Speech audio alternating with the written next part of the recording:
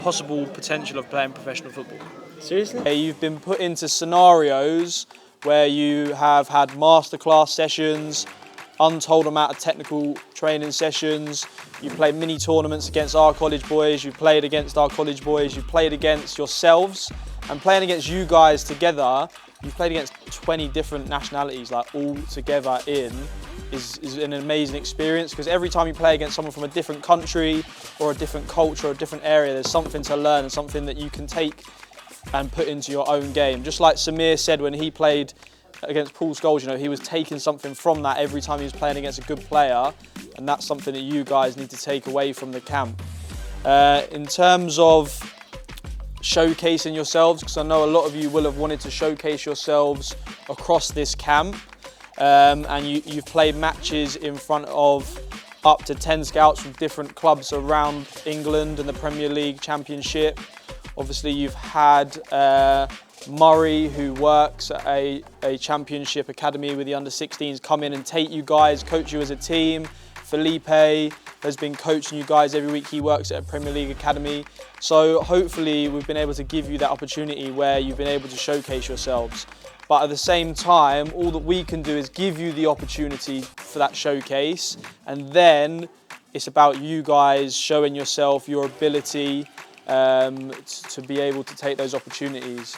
Okay, we can put you in front of people, we can give you the opportunities, and then it's for you guys to show the best, show your best, and try and impress those people. And there is a few people on here that have really impressed me personally across the camp. And for me, when I'm looking at a player, I have to assess not just their ability, I have to assess their ability to sign for a certain club in a different country.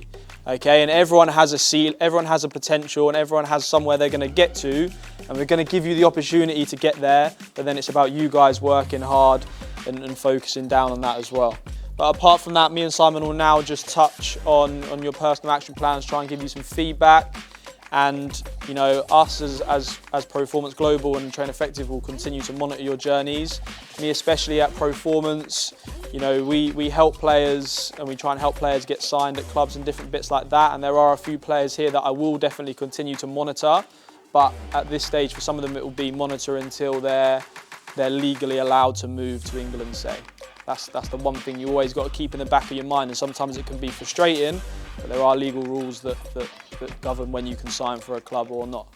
Yes, my man! Yeah. I'm getting all the players I want.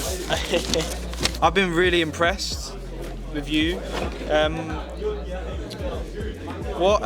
you write your name, what club you're currently playing at? What club are you currently playing at? I play at two clubs that I do my main club. Yeah. It's Excelsior and Mariaberg. And what level is that?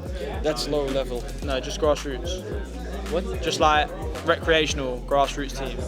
They're not a professional team. No, it's not professional. But the academy I'm playing is professional. Yeah. I just train there and they tell me like, yeah. You know, yeah. Should I? Yeah, write that down as well. What have you done to my phone? Nothing. My last name too? Yeah.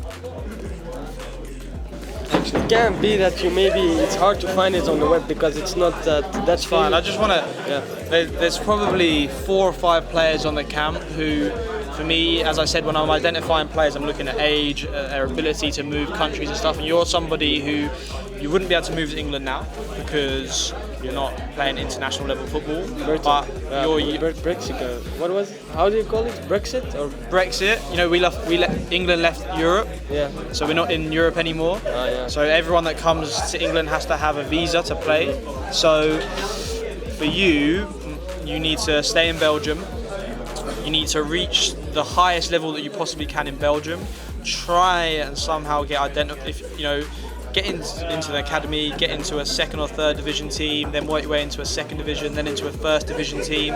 Then when you're at a 1st division team in Belgium, and hopefully maybe even playing international level football, then you would be of an ability to move to, say, in England. And you're definitely a player because of your age and your ability who I think has got a possible potential of playing professional football. Seriously? I think you do have a potential.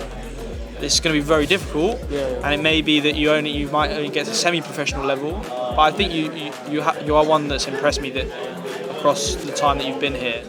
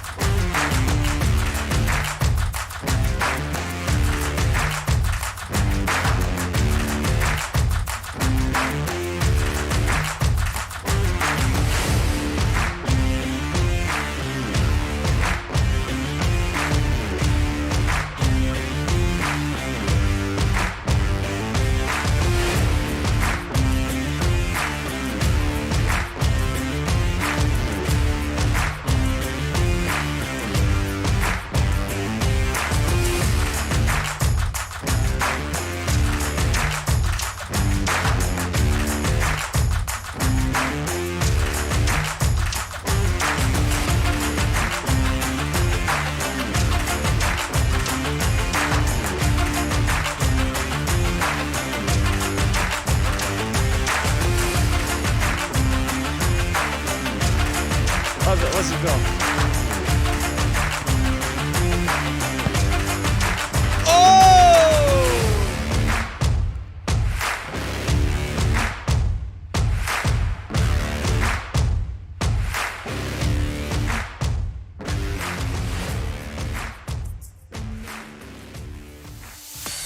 To be fair, their attitude's been spot on.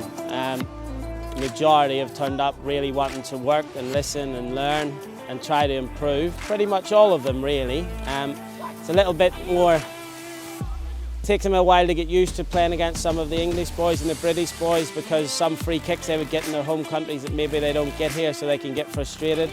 But that's something they need to deal with. I'm really pleased with the standard, because when you don't know players, you're a bit unsure of what level they're at, how hungry they actually are. But this has been a really good group to work with. Really happy with it. Hopefully they'll take lots away from it, because there's some really good kids in there, particularly the two young boys, 3 actually. I started off as a winger.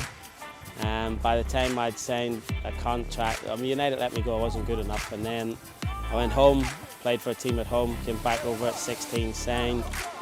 I started off as a 10 then, but they eventually brought me back into centre midfield. Recommendations are to just go and give your best. I've told the story before, but David Beckham started out as a centre midfielder, but everybody knows him as a wide right player who has one of the best crosses ever in the history of football. To bring it back to this level, Mo, who's centre midfielder, has played centre back and probably been the best player certainly in one game and as good as anybody else in the next game. Because you can see kids in small-sided games who look really good, and then you bring them onto the big pitch and they can get a bit lost.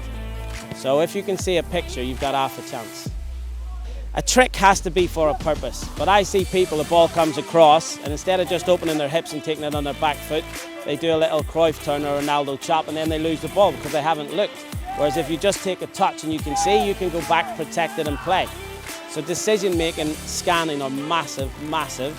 And then the right times to use footwork, when to drive, when to pass, when to dribble.